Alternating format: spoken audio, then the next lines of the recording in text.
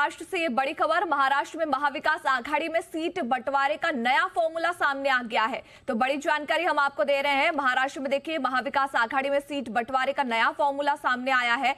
सच कहे तो शिवसेना, साथ ही कांग्रेस और एनसीपी के साथ मिलकर ये जो एमवीए बनी है, इसमें सीट को लेकर पेच फंसा हुआ था, लेकिन अब सामने जानकारी आ रही है कि एक नया फॉर्मूला बन चुका है। और इस खबर पर पूरी अपडेट के साथ हमारे साथ अश्विनी पांडे जुड़ चुके हैं।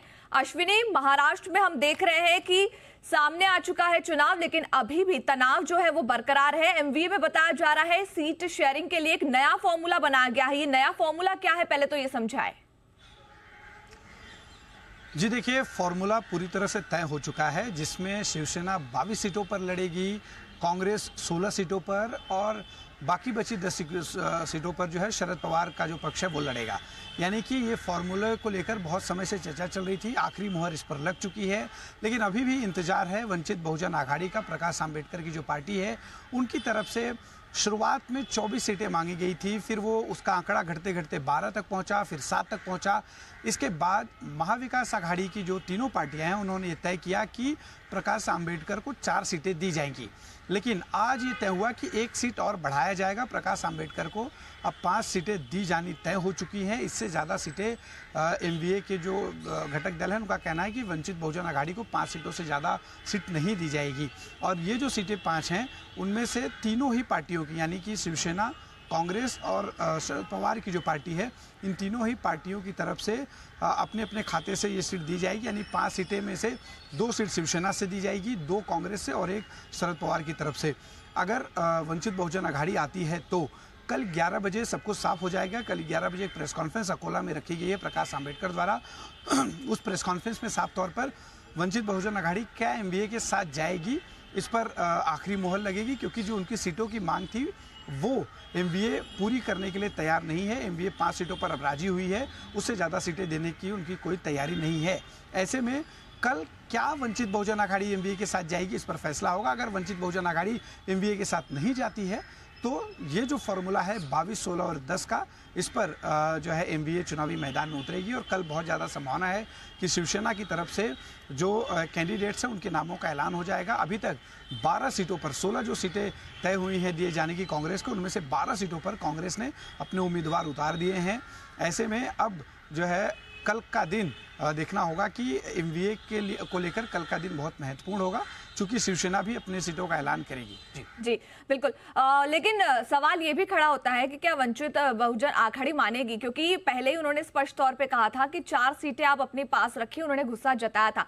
कल इस पर फैसला तो हो जाएगा। इसके अलावा अगर एनडीए की बात करें तो एनडीए में हम देख रहे हैं कि बीजेपी और शिवसेना जो शिंदे गुट की है वो आमने सामने आती नजर आ रही है। ठाणे और नासिक की ये 2 सीटें हैं जहां पर पेच फंसता नजर आ रहा है। क्या वहां पर जो पेच है वो सुलझता नजर आया? क्या आखिर चीजें हैं जो अभी भी बीजेपी सॉल्व करने में असफल साबित हो रही है? जी देखिए, आज अजीत पवार ने पुणे में पत्रकारों से बातचीत करते हुए साफ तौर पे कहा कि 99% जो मुद्दे थे वो सुलझा लिए गए हैं तीनों पार्टियों के बीच। 28 मार्च को इस पर एक प्रेस कॉन्फ्रेंस की जाएगी, जिसमें तीनों पार्टियों के नेता मौजूद होंगे। जो अभी तक की प्लानिंग है उनकी, उसमें ये सब कुछ जो क्लैरिटी है वो हो जाएगी। लेकिन इस बीच आप ये भी समझिए कि 48 में से 23 सीटों पर बीजेपी ने अपने उम्मीदवारों के नाम की घोषणा कर दी है।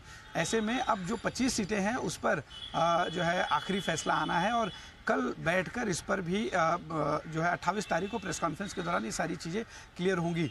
शिवसेना की तरफ से अभी तक एक भी सीट पे कैंडिडेट का नाम ऐलान नहीं किया गया है, जबकि आज प्रेस कॉन्फ्रेंस के दौरान रायगढ़ से सुनील तटकरे जो मौजूदा सांसद भी हैं एनसीपी के, उनके नाम का ऐलान आधिकारिक तौर पर अजीत पवार द्वारा किया गया है। हालांकि कितनी सीटें उन्हें मिल रही हैं, शिवसेना को कितनी सीटें जा रही हैं, बीजेपी ने कितनी सीटें तय की हैं, इस पर उन्होंने बिल्कुल बोलने से वो बचे हैं, चूँकि 28 तारीख को प्रेस कॉन्फ्रेंस के जरिए सारी चीज़ें जो है पार्टियों की तरफ से बताई जाएंगी।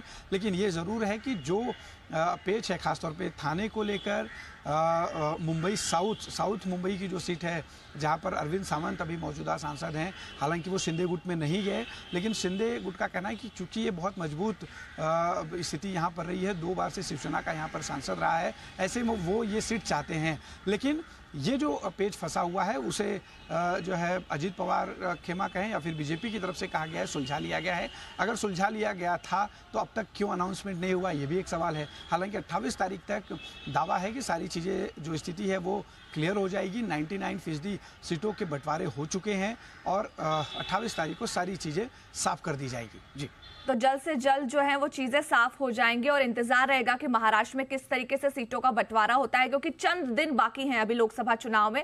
ऐसे में बिहार के बाद महाराष्ट्र ऐसा दूसरा राज्य साबित हो रहा है जहां पर विपक्ष हो या फिर सत्ताधारी, दोनों को ही जो सीटों का बंटवारा है वो करने में कई मुश्किलों का सामना करना पड़ रहा है। शुक्रिया अश्विनी इस पूरी अपडेट के लिए।